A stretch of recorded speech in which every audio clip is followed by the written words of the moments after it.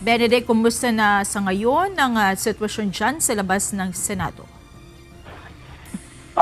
Magandang hapon, Monica. Sa ngayon ay unti-unti na ngang nadadagdagan itong mga tauhan mula sa Philippine National Police at maging sa National Bureau of Investigation.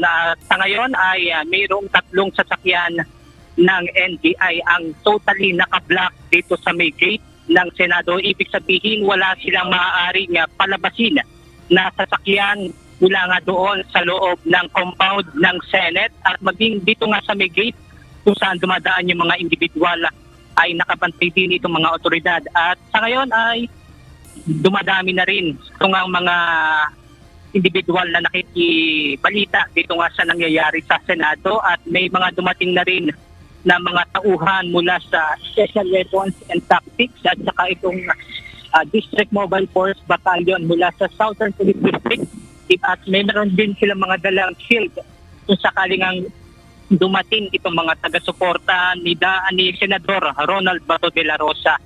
Sa ngayon, hindi naman nahadlangan yung traffic dito sa Jokno Highway.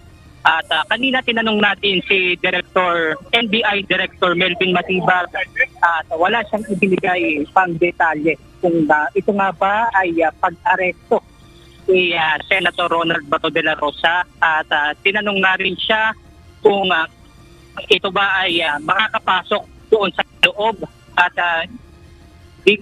hinarang na rin siya ng mga gwardiya ng Senado.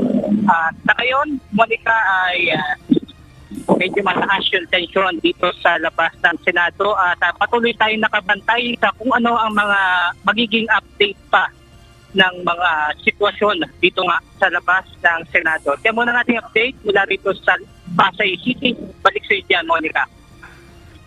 Maraming salamat, Benedict Samson.